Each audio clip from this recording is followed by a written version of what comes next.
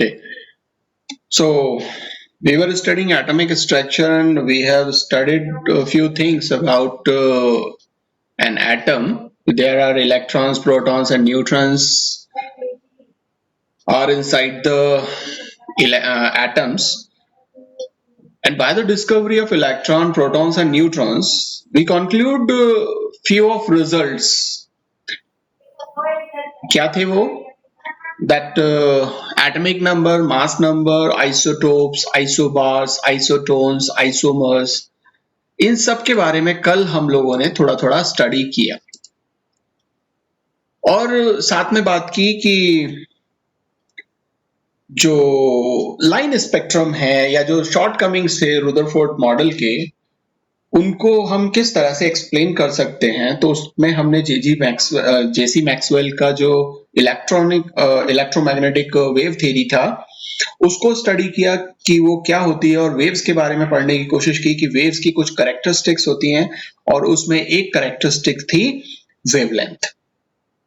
तो वेवलेंथ दो consecutive crest and throws के बीच का जो डिस्टेंस है उसको हमने वेवलेंथ कहा था। इस तरह से हमने कल ये बात की थी, लैम्ब्डा से इसको रिप्रेजेंट करते हैं, इसका यूनिट जो है वो एंगस्ट्रॉम में देते हैं और कुछ हमने एंगस्ट्रॉम को कुछ दूसरे यूनिट्स में कन्वर्ट करने के लिए कुछ एक्सप्रेशंस की बात की और हमने बात की कि फ्रीक्वेंसी क्या होती है जिसको हम न्यू से रिप्रेजेंट करते हैं और वो हमने कहा कि कोई एक पर्टिकुलर पॉइंट अगर आप चूज कर लें और उस पर्टिकुलर पॉइंट से नंबर ऑफ वेव्स जितना भी पास होगा उसको हम बोलते हैं frequency. The number of waves passing through a point in 1 second, ये जो एक पॉइंट हमने यहाँ रेड डॉट से बताया हुआ है, इस पर्टिकुलर एक पॉइंट से 1 सेकेंड में कितना वेव्स पास हो रहा है, that particular thing is called frequency. और इसको हम रिप्रेजेंट करते हैं साइकिल पर सेकंड, क्योंकि एक साइकिल हमारा जो जब हम वेव की बात करते हैं तो ये मान लीजिए कि हमारा वेव है तो ये एक साइकिल कंप्लीट हो जाता है, फिर उसके बाद में ये दूसरा साइकिल शुरू होगा, ठीक है ना। तो दैट इज व्हाई साइकिल पर सेकंड, एक सेकंड में कितने साइकिल्स वो पास हो रहे हैं उस पर्टिकुलर पॉइंट से, तो दैट इज व्हाई इसको हम जो यूनिट देते हैं वो देते हैं साइकिल पर सेकंड। और कई बार इसको हम रिप्रेजेंट करते हैं किसमें, हर्ट्ज में, ठीक है। सो फ्रीक्वेंसी को हम हर्ट्ज में रिप्रेजेंट करेंगे और आज हम एक तीसरी प्रॉपर्टी को हम स्टडी करेंगे जिसको हम बोलते हैं वेलोसिटी। और इस वेलोसिटी को हम रिप्रेजेंट करते हैं स्मॉल c से और ये एक ऐसा लीनियर डिस्टेंस है जो 1 सेकंड में किसी भी वेव के थ्रू कवर किया जाता है। देखो फ्रीक्वेंसी वो था जहां इस एक पॉइंट से नंबर ऑफ वेव्स कितनी पास हो रही हैं और वेलोसिटी क्या है, वेलोसिटी वो है कि 1 सेकंड में कितना लीनियर डिस्टेंस ट्रेवल करती है। आपको स्पीड का पता ही है, आपने स्पीड पहले से पढ़ा हुआ और स्पीड आप बताते हो कि स्पीड और velocity equals to distance upon time, distance upon time. अब अगर हम यहाँ पे वेव की वेलोसिटी की बात करते हैं तो यू नो डिस्टेंस को हम रिप्रेजेंट करते हैं वेवलेंथ में, लैम्ब्डा में, और जो टाइम है वो हम लेते हैं सेकंड्स में, ठीक है ना। तो इसको हम c से रिप्रेजेंट करेंगे, ठीक है ना, कि 1 सेकंड में कितना डिस्टेंस ट्रैवल कर रहा है। और क्योंकि इसका जो डिस्टेंस है वो काफी कम होता है, छोटा होता है, इसलिए हम इसको सेंटीमीटर पर सेकंड में ज्यादातर मेजर करते हैं। सो दिस c, ये जो c है,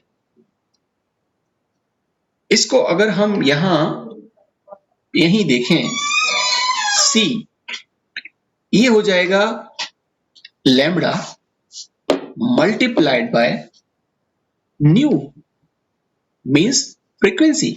आप कहोगे कि सब ये समझ में आता है, बट व्हाट अबाउट न्यू? तो न्यू का मतलब हुआ बेटा, देखो कितना फ्रीक्वेंसी से इस पॉइंट से पास होने वाले अगर जो वेव्स हैं वो अगर कम हुए तो जाहिर सी बात है कि वो जो एक वेव है 1 सेकंड में कम डिस्टेंस ट्रेवल करेगा, और नंबर ऑफ वेव्स अगर यहाँ ज्यादा ट्रेवल कर रहे हैं इस पॉइंट से, तो जाहिर सी बात है कि वहां पे स्पीड ज्यादा है। ठीक है ना, इस वजह से आप इसको यहां पे क्या करोगे, लैम्बडा मल्टीप्लाइड बाय न्यू। तो wavelength multiplied by frequency is called speed of light. Okay, so कई बार हम इसको ट्रांसफॉर्म भी कर सकते हैं इस इक्वेशन को, और न्यू की वैल्यू हम लेते हैं c अपॉन लैम्बडा। ठीक है, तो ये दोनों ही इक्वेशंस काम के हैं जिसको आप कई जगह पे यूज करोगे। और एक तीसरी नहीं, एक और फोर्थ प्रॉपर्टी हमारे पास में इस वेव की है, उसको हम बोलते हैं एम्पलीट्यूड। एम्पलीट्यूड, और इसको हम रिप्रेजेंट करते हैं स्मॉल a से। अब ये एम्पलीट्यूड क्या है, अगर हम इस वेव को वापस देखें तो ये जो क्रेस्ट है, इसका ये जो हाइट है, ये जो हाइट आपको यहाँ ये जो हाइट देखने को मिल रहा है, ठीक है, या फिर आप इस वेव की अगर हम बात करें तो ये जो हाइट आपको देखने को मिल रहा है, this height, that is called amplitude. ठीक है ना, तो हाइट ऑफ क्रेस्ट, या फिर आप क्या कर सकते हो, ये जो ट्रो है इसका डेप्थ ले सकते हो, तो हाइट ऑफ क्रेस्ट और depth of trough is called amplitude. अभी कम ज्यादा कैसे भी हो सकता है, अगर मान लीजिए कि ये आपके पास में एक वेव है कुछ इस तरह की, इसका एम्पलीट्यूड कुछ और है, और अगर हम दूसरी वेव लें और दूसरा वेव है कुछ इस तरह का, तो देखो यहाँ पे जो एम्पलीट्यूड है या जो हाइट है वो ज्यादा है क्रेस्ट का, और यहाँ जो हाइट है क्रेस्ट का वो कम है। सो इसका एम्पलीट्यूड कम और यहां पर एम्पलीट्यूड ज्यादा। और ये एम्पलीट्यूड क्या बताता है, इसको हम लेंथ में ही मेजर करेंगे कि हाइट कितना है या डेप्थ इसका कितना है, इसको हम लेंथ में ही लेते हैं, और ये बताता है किसी भी लाइट की ब्राइटनेस को, कि लाइट कितनी ब्राइट है। जितना ज्यादा एम्पलीट्यूड होगा वो लाइट उतनी ही ज्यादा ब्राइटनेस रखती है। ठीक है, और ब्राइटनेस को कई बार हम कह देते हैं इंटेंसिटी। ये वर्ड आपने बिल्कुल सुना होगा, इंटेंसिटी, कि हमने किसी एक पर्टिकुलर सब्सटेंस पर एक लाइट पास की या लाइट इम्पार्ट की सच एंड सच इंटेंसिटी की, या हम इंटेंसिटी बढ़ा रहे हैं। ठीक है ना, तो इंटेंसिटी बढ़ाने का मतलब ये है कि हम उसकी ब्राइटनेस बढ़ा रहे हैं, और ब्राइटनेस बढ़ाने का मतलब कि वो जो वेव आप यूज कर रहे हो उसका एम्पलीट्यूड जो है वो क्या है, ज्यादा है। और अगर आप डिम लाइट यूज करते हो जिसकी ब्राइटनेस कम है, तो वहां पर हम कह सकते हैं कि उसका एम्पलीट्यूड, वो जो वेव है उसका एम्पलीट्यूड कम होता है। ठीक है, और एक और टर्म आप यूज करते हो और उसको हम बोलते हैं वेव नंबर।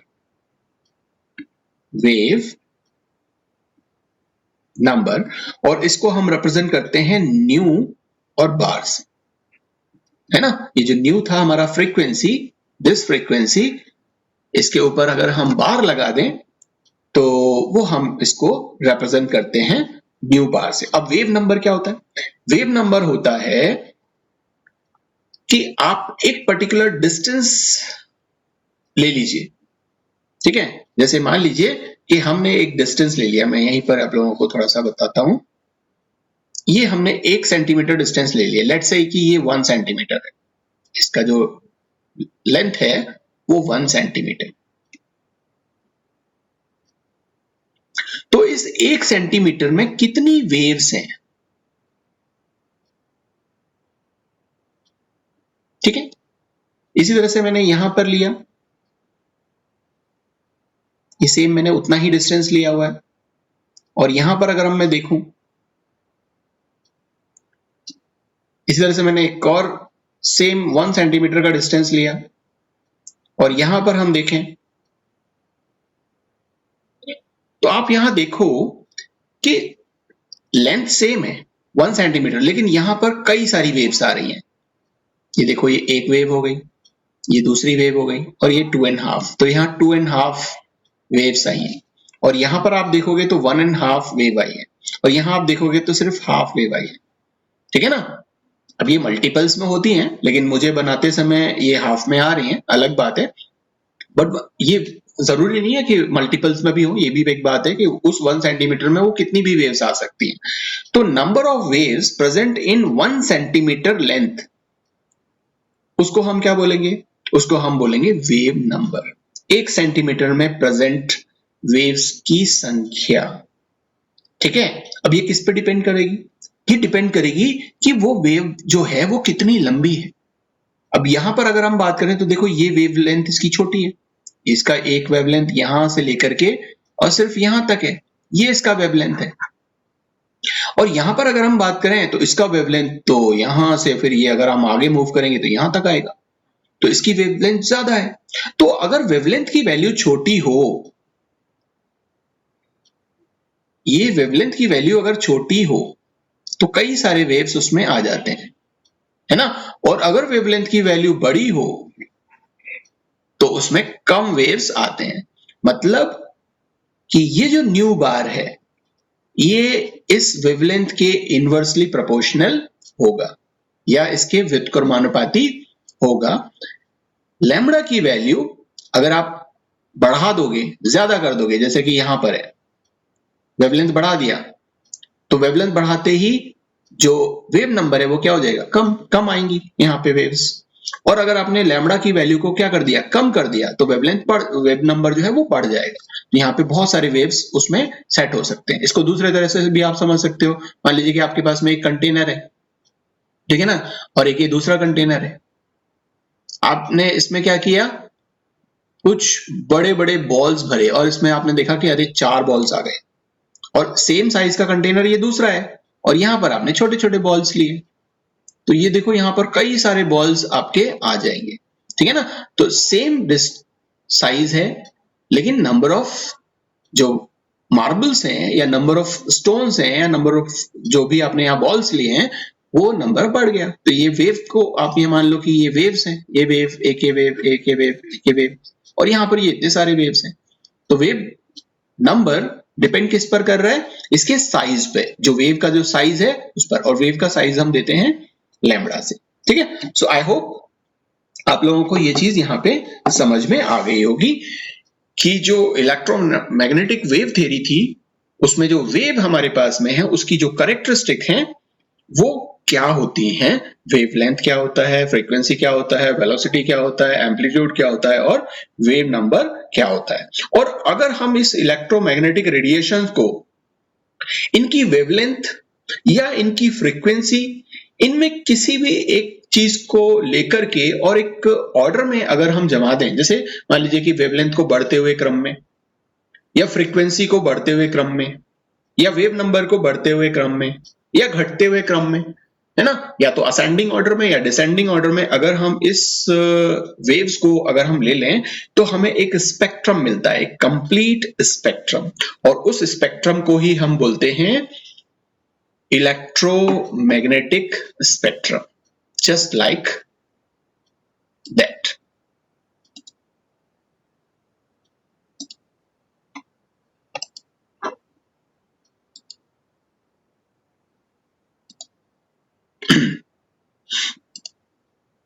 ये स्पेक्ट्रम आपको दिख रहा है, यहां पे ये गामा रेज हैं, ये एक्स रेज हैं, यूवी रेज हैं। ये जो कलर्ड आपको दिख रहा है ये विजिबल स्पेक्ट्रम है, विजिबल रेज हैं ये यहाँ पे, जिसको हमने यहाँ पे एनलार्ज करके बताया, जो विबग्योर, ये violet, indigo, blue, green, yellow, orange और रेड, विबग्योर आपने पढ़ा होगा, है ना। तो ये विजिबल स्पेक्ट्रम है। और इसके बाद में अगर रेड से भी ज्यादा वेवलेंथ अगर होती है तो उसे हम बोलते हैं इंफ्रा रेड, और उससे भी ज्यादा वेवलेंथ अगर है तो माइक्रोवेव्स, उससे भी ज्यादा है तो radio waves and then long radio waves.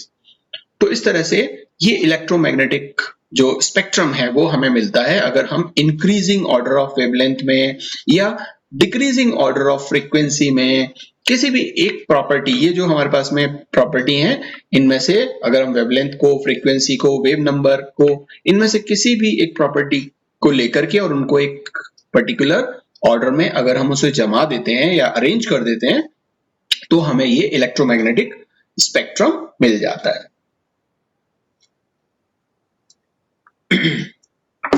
अब ये जो इलेक्ट्रोमैग्नेटिक वेव थ्योरी थी, ये कुछ चीजों को एक्सप्लेन करती है लाइट के। क्या? ये एक्सप्लेन करती है कि सब इंटरफेरेंस किस तरह से काम करता है, डिफ्रैक्शन किस तरह से काम करता है। लेकिन बहुत सारी चीजें ऐसी हैं जिसको हम इस इलेक्ट्रोमैग्नेटिक वेव थ्योरी से नहीं एक्सप्लेन कर सकते या नहीं समझ सकते।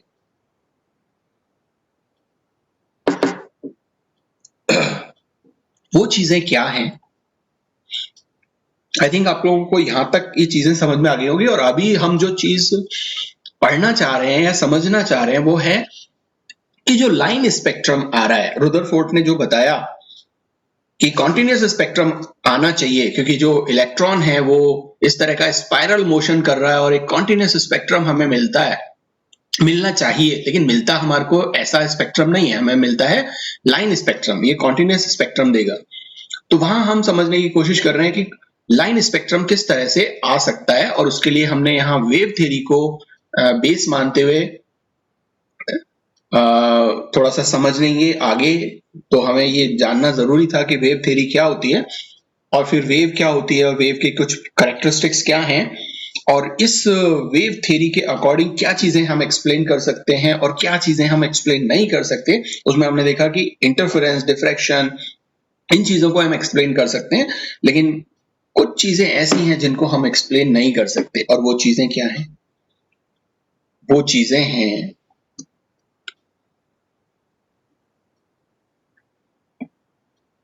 Black body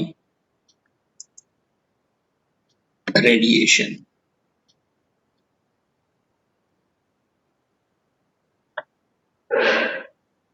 photo electric effect. ठीक है ना? ये दो चीजें ऐसी हैं जिनको हम एक्सप्लेन नहीं कर सकते with the help of electromagnetic wave theory. ये क्या है? आप लोगों ने ब्लैक बॉडी रेडिएशन के बारे में थोड़ा बहुत पहले पढ़ा होगा और आप जानते होंगे कि कोई भी ऐसा ऑब्जेक्ट या सब्सटेंस, अगर हम उसका टेम्परेचर या उसको हीट प्रोवाइड अगर हम करते हैं, तो जितनी भी हीट हम उसको प्रोवाइड करेंगे वो उस सभी टाइप की हीट को या उन हीट रेडिएशंस को, जो कि रेडिएशन वेव की फॉर्म में होती हैं, उन सबको वो एब्सॉर्ब करता रहता है। और अगर उसको आप हीट देना बंद कर दें तो वो सभी तरह की रेडिएशंस को जो वेव की फॉर्म में है उनको इमिट करना शुरू कर देता है। ठीक है? तो ये जो ब्लैक बॉडी है, इससे एब्जॉर्ब होने वाली और इससे इमिट होने वाली जो रेडिएशंस हैं उनको हम ब्लैक बॉडी रेडिएशंस कहते हैं। ठीक है? अब सवाल उठता है ब्लैक बॉडी क्या होती है? अब इसके नाम पे मत जाओ। ब्लैक बॉडी का मतलब ये नहीं है कि वो काले कलर की बॉडी होगी तो उसको आप ब्लैक बॉडी बोल दोगे, नहीं। ब्लैक बॉडी वो होती है ऐसी एक आइडियल बॉडी जिस पर अगर हम किसी भी तरह का रेडिएशन डालें तो वो उस रेडिएशन को मैक्स टू मैक्स एब्जॉर्ब कर ले, और या आप ये कह सकते हो कि 100% एब्जॉर्ब कर ले, बिल्कुल भी ट्रांसमिट नहीं होने दे, बिल्कुल भी रिफ्लेक्ट नहीं होने दे। उस बॉडी को हम ब्लैक बॉडी रेडिएशन बोलते हैं, उसको हम ब्लैक बॉडी बोलते हैं। और इसको अगर आप एब्जॉर्ब करा रहे हो हीट या रेडिएशंस, या इससे रेडिएशंस एमिट हो रहे हैं, तो उन रेडिएशंस को आप ब्लैक बॉडी रेडिएशन बोलो। ठीक है?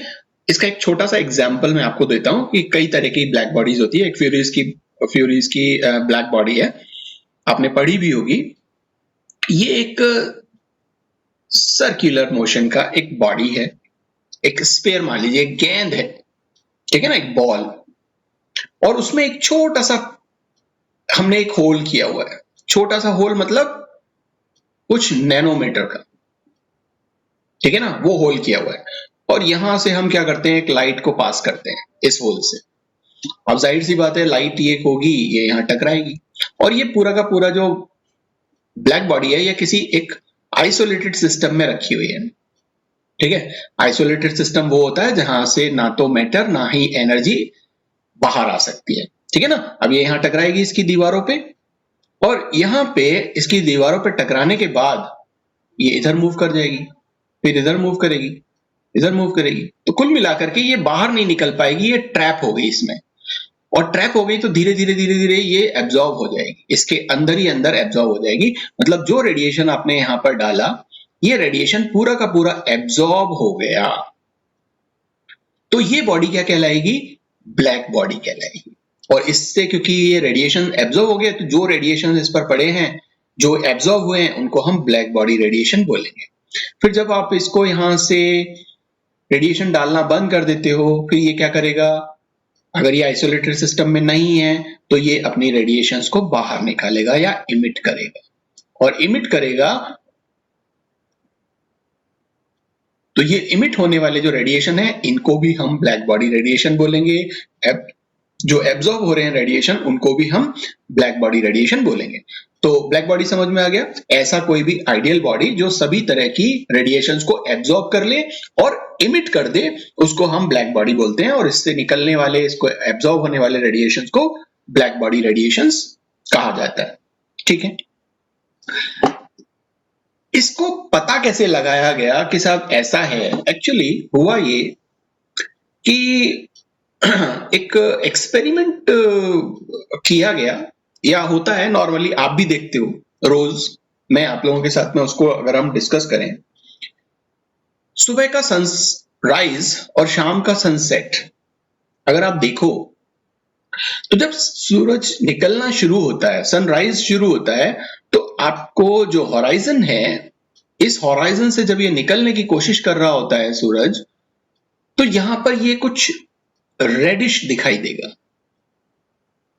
और जैसे जैसे ये ऊपर आता जाएगा, सनराइज होता जाएगा, वैसे वैसे जब ये ऊपर आता जाएगा तो आप देखोगे कि ये जो रेड कलर है, ये दूसरे, क्योंकि इस समय जो रेडिएशंस हमें मिल रहे हैं, वो रेडिएशंस कैसे मिल रहे हैं, वो रेडिएशन मिल रहे हैं जिनकी वेवलेंथ ज्यादा है, जिसकी वेवलेंथ ज्यादा थी। फिर जैसे जैसे ये और आना शुरू होगा ऊपर, तो वहां पे रेड के साथ में हमें ऑरेंज के या येलो लाइट के या जो ग्रीन लाइट है उनके रेडिएशंस भी मिलना शुरू हो जाएंगे, और एक मिक्स कलर जो है वो हमें दिखाई देगा। और जैसे जैसे ये और ऊपर आता जाएगा तो ये सभी तरह के कलर्स जो हैं वो इसमें मिलते जाएंगे। जो विबग्योर था, इसमें से सबसे पहले हमें रेड वाला मिल रहा था, बाद में हमें ऑरेंज और रेड मिला, बाद में फिर हमें येलो ऑरेंज रेड मिला, फिर हमें ग्रीन येलो ऑरेंज रेड मिला, देन फिर हमें ब्लू भी मिला इसके साथ। तो ये सबका मिक्सचर हमें मिलना शुरू हो जाता है, और बाद में जब ये सारे कलर्स मिल जाते हैं, जब ये सनराइज पूरी तरह से हो जाता है, तो आप वहां पर देखते हो कि जो लाइट है वो कैसी हो जाती है, व्हाइट। ठीक है, ऐसा क्यों हुआ?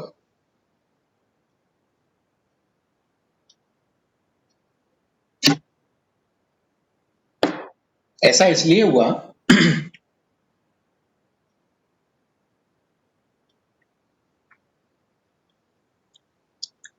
क्योंकि सभी तरह की रेडिएशंस जो हैं, जो ये यहां पे आप देखो, सभी तरह की जो रेडिएशंस हैं, वो सब तरह की रेडिएशंस हमें यहां पर मिलना शुरू हुई थी। ठीक है ना, तो अगर आप किसी बॉडी को हीट करते हो, जैसे शुरू में आप किसी भी ऑब्जेक्ट, आप एक रॉड लेते हो, आयरन रॉड, और इस आयरन रॉड को क्या करते हो, फ्लेम पर और गर्म करने की कोशिश करते हो। तो शुरू में क्या होगा, शुरू में वो रेड कलर की होगी, बाद में उसका कलर चेंज होकर के येलो हो जाएगा, और ज्यादा गर्म करोगे तो फिर वो व्हाइट आपको दिखने लगेगी। ठीक है ना, तो वो इसलिए क्योंकि टेम्परेचर बढ़ने के साथ साथ उससे निकलने वाले जो रेडिएशंस हैं, वो रेडिएशंस की फ्रीक्वेंसी भी बढ़ती जाती है। ठीक है, जिसकी वजह से वो व्हाइट कलर का दिखाई देता है। अब इस फिनोमिना को हम यहां पर इस वेव थ्योरी से एक्सप्लेन नहीं कर पा रहे थे। ठीक है ना, इसको एक्सप्लेन किया गया जब मैक्स प्लांक ने अपना क्वांटम थ्योरी दिया। ठीक है, जिसको हम बाद में कभी पढ़ेंगे जब आपकी क्वांटम केमिस्ट्री आएगी। फिलहाल आप ये समझो कि यहाँ हम इसको एक्सप्लेन नहीं कर पाए कि क्यों इस तरह का ये जो प्रोसेस हम यहाँ कर रहे थे, और इसमें ये डिफरेंट डिफरेंट कलर के जो दिखाई दे रहे थे, जो एक कॉन्टिन्यूसली वो एमिट कर रहा था या एब्जॉर्ब कर रहा था एनर्जी को, इलेक्ट्रोमैग्नेटिक रेडिएशंस की, उसको ये एक्सप्लेन नहीं कर पा रहा था। ठीक है ना? तो इसका सही एक्सप्लेनेशन हम बाद में कभी देंगे, लेकिन एक छोटी सी बात मैं आपको एक्सप्लेन करने के लिए यहाँ बता देता हूँ कि जो सब्सटेंस है, जब हम उसको हीट करते हैं तो जो मॉलिक्यूल्स हैं किसी भी सब्सटेंस में, ये जो हमने आयरन रॉड लिया इसमें कुछ मॉलिक्यूल्स होंगे, और उस वो जो मॉलिक्यूल्स हैं, वो जो एटम्स हैं, वो क्या करते रहते हैं? ऑसिलेशन करते रहते हैं। ऑसिलेशन इस तरह से ऑसिलेट होते रहते हैं एक रिदमिक मोशन में।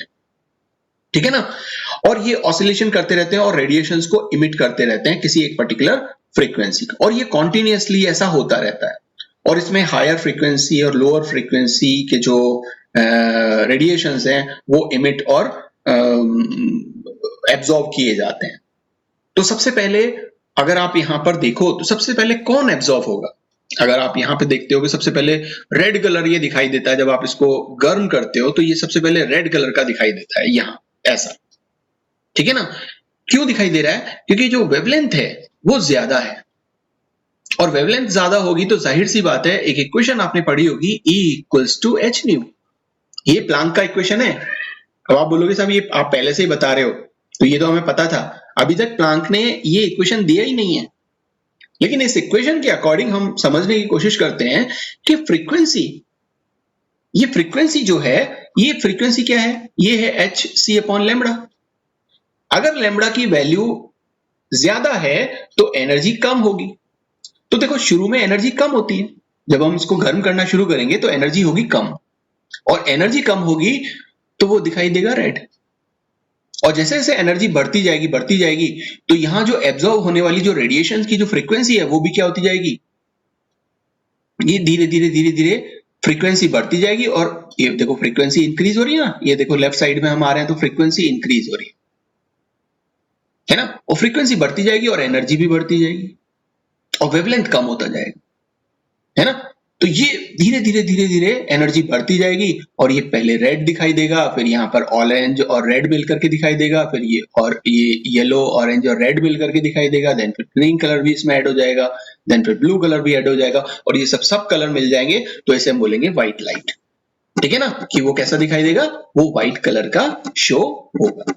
ठीक है? सो आई होप आप लोगों को यहाँ पर ये चीज समझ में आई होगी कि ब्लैक बॉडी रेडिएशन में क्यों वो जो रेडिएशंस हैं, वो जो कॉन्टिन्यूअस जब हम उसको हीट कर रहे हैं तो ऑसिलेट करता हुआ जो एटम या आयन या मॉलिक्यूल वहां प्रेजेंट है, वो क्यों अलग अलग तरीके का कलर शो कर रहा है। ठीक है? दूसरा है फोटो इलेक्ट्रिक इफेक्ट। ये फोटो इलेक्ट्रिक इफेक्ट क्या है? अब थोड़ा सा इसको समझते हैं।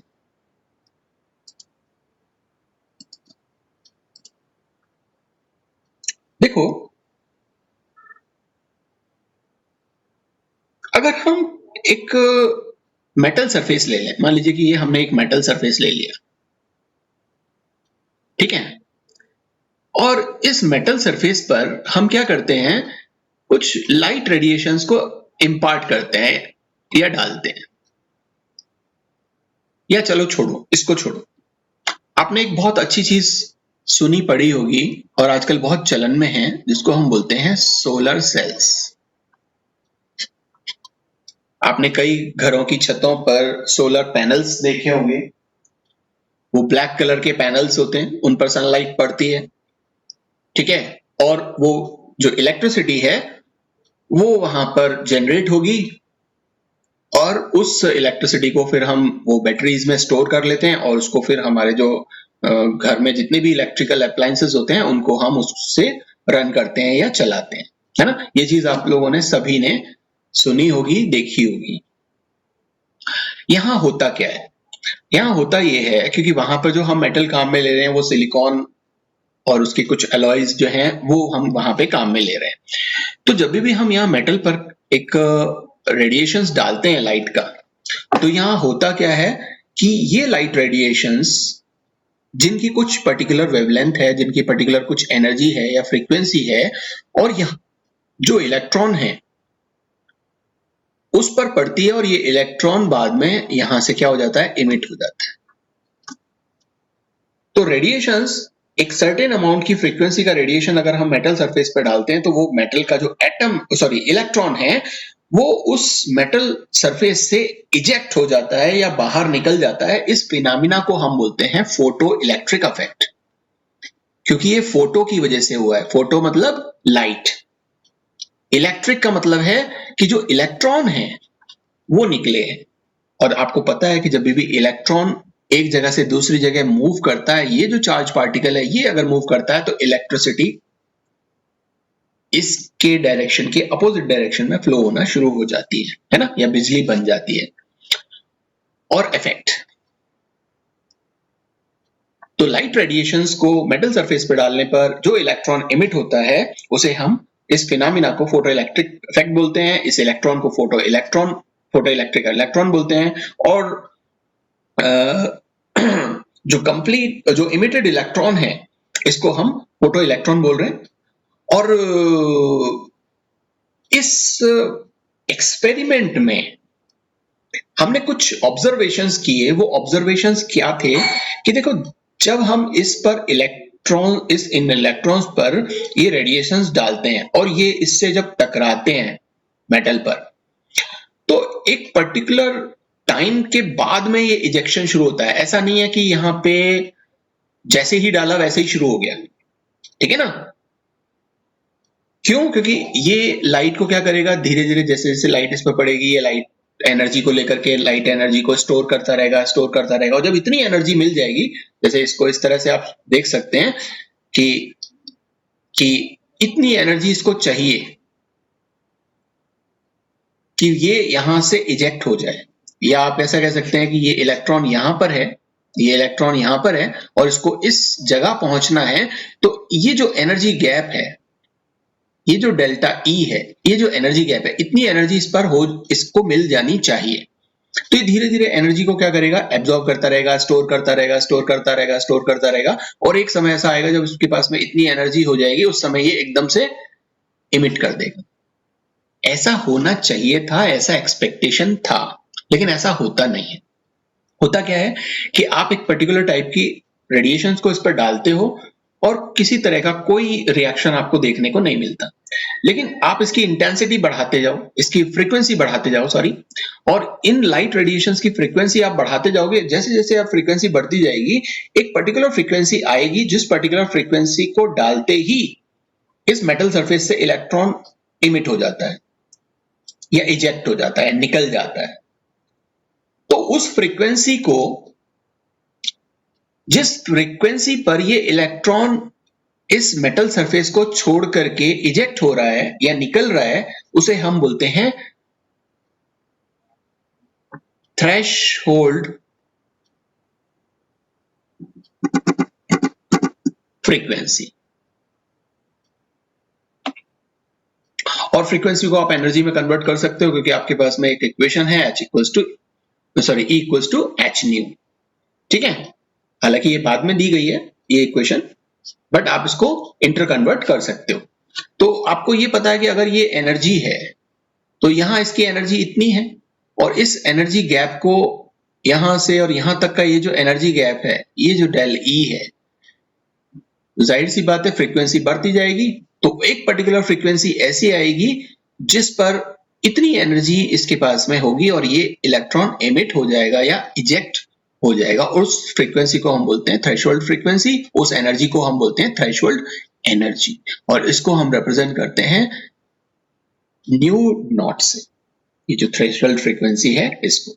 और जो वेलोसिटी होगी इस इलेक्ट्रॉन की निकलने की, ये जो इलेक्ट्रॉन यहां से इजेक्ट हुआ है, ये डिपेंड करती है किस पर, ये जो इंसिडेंट रेडिएशन है जो हमने इस मेटल सरफेस के ऊपर ये रेडिएशन डाला है, इसकी फ्रीक्वेंसी पर, कि फ्रीक्वेंसी इसकी कितनी है।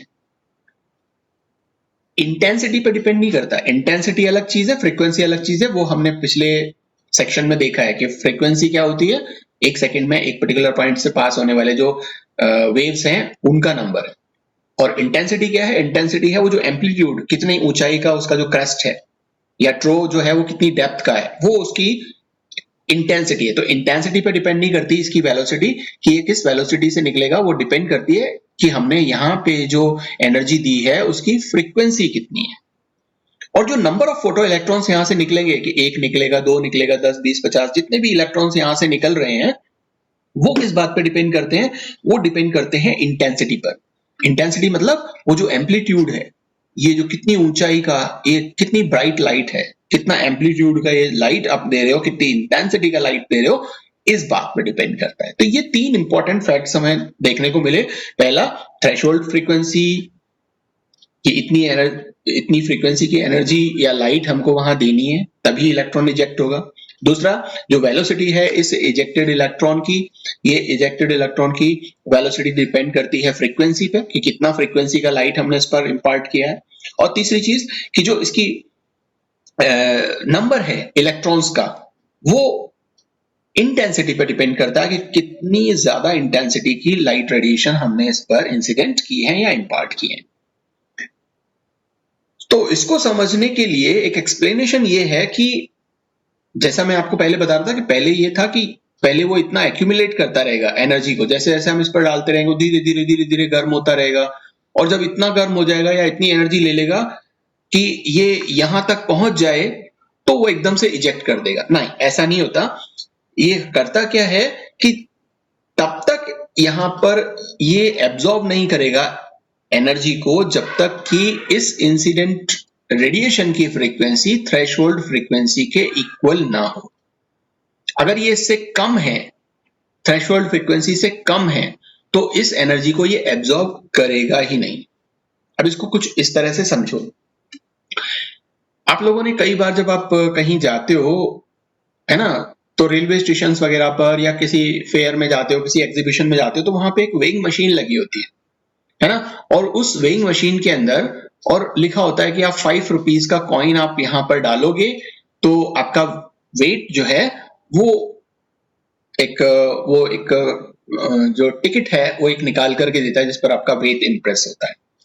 लेकिन अगर आप क्या करो कि 1 रुपए का सिक्का डालो, फिर 1 रुपए का सिक्का डालो, फिर 1 रुपए का सिक्का डालो, ऐसे करके 5 बार अलग अलग आपने क्या किया, 1-1 रुपए के 5 सिक्के डाले, क्या ये आपका वेट बताएगी ये मशीन?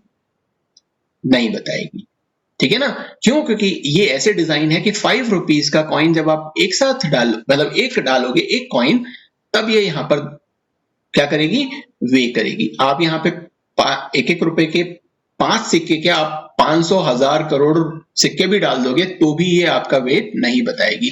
ऐसे ही यहां पर है कि चाहे कितनी भी फ्रीक्वेंसी की लाइट रेडिएशन इस पर आप डालो, जब तक आपने इस थ्रेशोल्ड फ्रीक्वेंसी से ज्यादा फ्रीक्वेंसी या इतनी फ्रीक्वेंसी की लाइट नहीं डाली तो ये एब्जॉर्ब नहीं करेगा। और जैसे ही इस फ्रीक्वेंसी की लाइट इस पर इंपार्ट होगी या पड़ेगी, वैसे ही वो इलेक्ट्रॉन उस एनर्जी को एब्जॉर्ब कर लेगा और फौरन क्या करेगा, इस ग्राउंड स्टेट से और एक्साइटेड स्टेट में यहां पर आकर के और पहुंच जाएगा। ये इलेक्ट्रॉन यहां से मूव करके सीधा यहां आ जाएगा अगर आपने इसको एक थ्रेशोल्ड फ्रीक्वेंसी की लाइट प्रोवाइड कर दी। ठीक है ना? अब सवाल ये है कि कम पर तो ये एब्जॉर्ब कर नहीं रहा, लेकिन अगर ज्यादा रेडिएशन की लाइट आपने इस पर डाली या ज्यादा फ्रीक्वेंसी की रेडिएशन इस पर डाली तो क्या होगा? मान लीजिए कि आपने ये, आप ऐसा मानो कि ये जो डेल ई की जो वैल्यू है वो 10 जूल्स है, तो अगर आप 9.99999 इतनी भी एनर्जी की, जूल्स एनर्जी की रेडिएशन इस पे डालोगे ना, ये एब्जॉर्ब नहीं करेगा। लेकिन अगर आप 10 से ज्यादा की डाल देते हो, मान लीजिए कि 10.1 की डाल दी, तो ये 10 वाली जो है वो तो इसको इजेक्ट कर देगी, और ये जो 0.1 एनर्जी जो बची है ये काम आ जाएगी किस चीज में? ये काम आ जाएगी इसको काइनेटिक एनर्जी प्रोवाइड करने में। ये किस स्पीड से यहां से मूव करेगा, इजेक्ट हो जाएगा, लेकिन बाकी की जो इसकी स्पीड है, किस स्पीड से निकलेगा, वो डिपेंड करता है कि हमने कितनी रेडिएशन इसकी थ्रेशोल्ड फ्रीक्वेंसी से ज्यादा की दी थी या थ्रेशोल्ड एनर्जी से ज्यादा की दी थी। तो ये जो इंसिडेंट लाइट है जो इस पर हम डाल रहे हैं, उसकी एनर्जी हम मान लेते हैं एच न्यू। जो ये है इंसिडेंट लाइट, इंसिडेंट लाइट। और ये क्या है? ये है आपकी थ्रेशहोल्ड लाइट की एनर्जी, इंसिडेंट लाइट एनर्जी, और ये थ्रेशहोल्ड लाइट एनर्जी। ठीक है ना? तो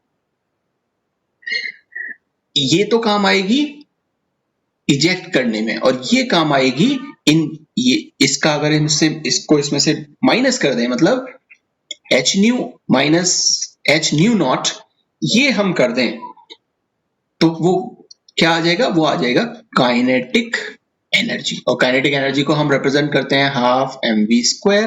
तो यहां पर आप बता सकते हो H new minus H new not.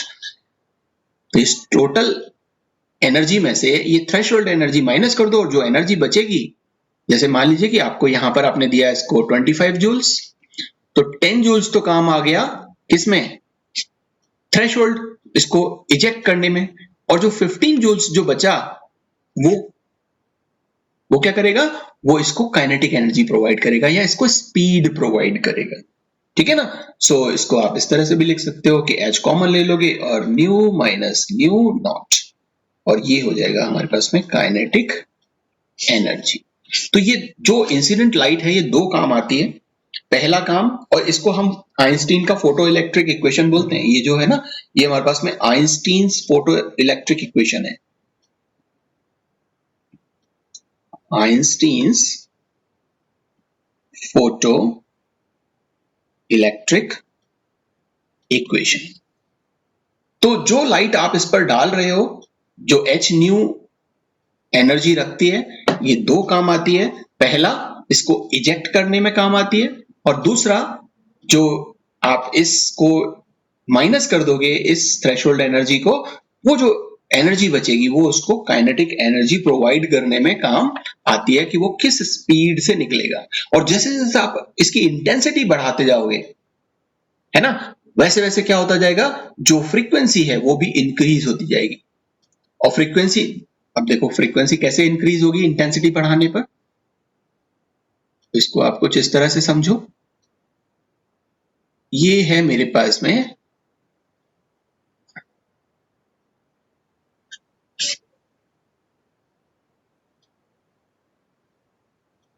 देखो, इंटेंसिटी जब ये बढ़ती है, ये इस समय छोटा होगा, और ये जो जैसे जैसे इंटेंसिटी बढ़ती जाएगी, वैसे आप देखोगे कि इसका ये जो पीक है, ये भी क्या होता जाएगा? ऊंचा होता जाएगा, मतलब इंटेंसिटी बढ़ती जाएगी।